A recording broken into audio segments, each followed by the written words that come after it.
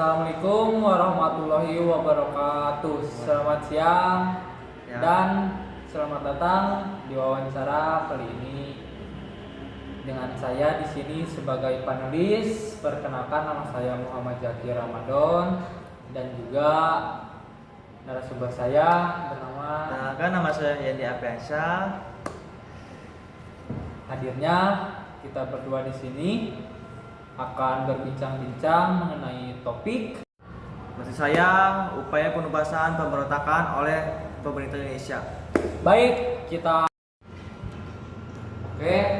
buat yang pertama, tujuan PKI melakukan pemberontakan itu kenapa, seperti apa?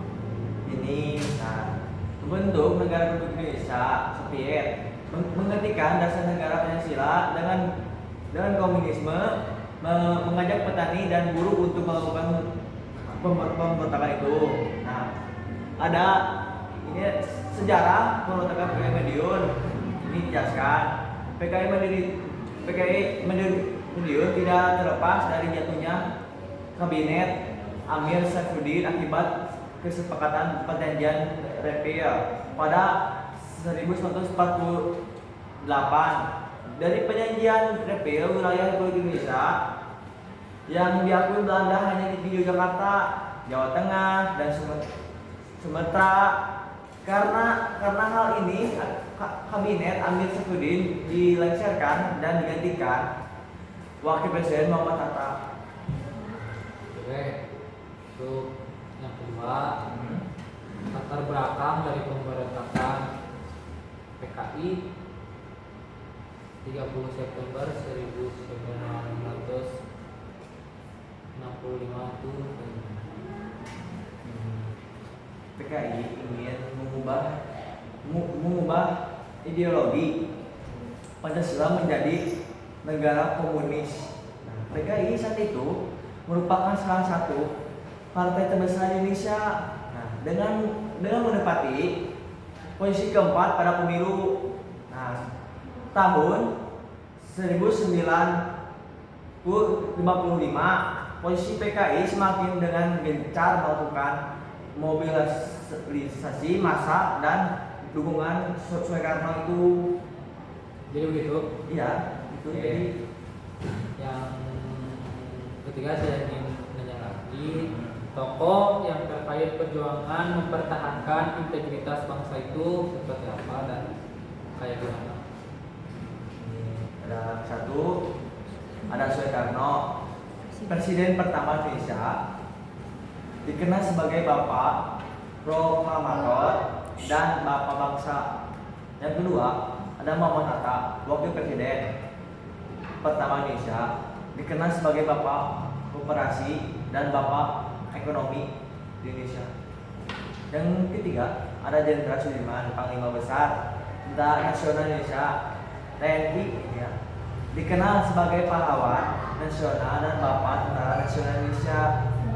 Yang keempat, ada Jenderal Ahmad Yani, Menteri Panglima Angkatan Darat, dikenal sebagai pahlawan revolusi dan tokoh gerakan 30 September itu. Yang kelima, ada Jenderal Abdul Haris Nasution, Partai Pertahanan, dikenal sebagai pahlawan nasional dan tokoh itu perlawanan terhadap gerakan 30 September itu. Iya, begitu dari yang Anda jelaskan tadi.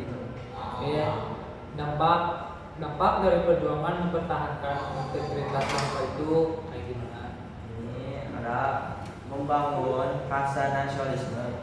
Yang satu itu menumbuhkan semangat patriotisme. Perjuangan mereka menginspirasi generasi selanjutnya untuk mencintai tanah air dan tersedia berkorban untuk bangsa. Yang kedua, memperkuat identitas nasional. Mereka membentuk identitas nasional yang kuat dan rasa kebersamaan dari rakyat Indonesia gitu ya. Oke, cukup, sudah. Saya akan memberi pertanyaan satu lagi. buat Anda yang saya penasaran, apa peran dari 5 tokoh yang tadi dalam mempertahankan integritas bangsa dan juga serta berikan contoh bagaimana dari kelima tokoh tersebut. Ini ada satu ya. Soekarno dan Muhammad Hatta berperan penting dalam memproklamasikan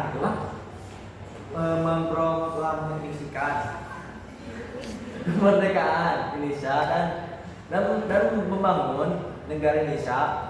Mereka juga berperan dalam ini ada satu ya, ada Soekarno dan Muhammad Hatta berperan penting dalam memproklamasikan kemerdekaan Indonesia dan membangun negara Indonesia. Mereka juga berperan dalam menjaga persatuan dan kesatuan bangsa di tengah berbagai macam perbedaan. Nah, yang kedua ya, ada Jenderal Sudirman memimpin perjuangan rakyat Indonesia melawan penjajah Belanda dan mempertahankan kedaulatan bangsa. Yang ketiga, Jenderal Ahmad Yani dan Jenderal Abdul Haris Nasution berperan penting dalam menjaga keamanan dan stabilitas negara di tengah berbagai macam ancaman itu. Ya dari Kan yang Anda sebutkan tadi cuma 3. Tapi kan saya bertanya kepada Anda pengen 5 tokoh itu kayak gimana. Anda baru bisa menerangkan cuma 3. Mungkin Anda sudah lupa atau belum kurang paham ya dari yang Anda berikan yang tadi. Itu dari 5 tokoh itu ada yang digabungin gitu. Ketiga. Ada dari 5 tokoh yang tadi itu, ada yang digabungin. Iya. Dari perorangannya itu. Iya, gitu. Oh, oke, cukup. Ya, di posisinya itu. Oh, siap. Oke. Terima kasih kepada narasumber saya telah memberikan materi tentang pemberontakan G30 SPKI. Saya cukup mengerti apa yang dijelaskan oleh Anda, Muhammad Yandi. Terima kasih telah bisa memberikan materi yang sangat jelas kepada saya. Saya berterima kasih kepada Anda. Cukup sekian pertemuan kita hari ini. Kita tutup dengan alhamdulillah dan juga terima kasih buat Yandi telah mau diwawancari oleh saya. Dan maksud juga saya udah diundang sama kamu ya. Ya, oke, terima kasih. Cukup sekian. Wassalamualaikum warahmatullahi wabarakatuh.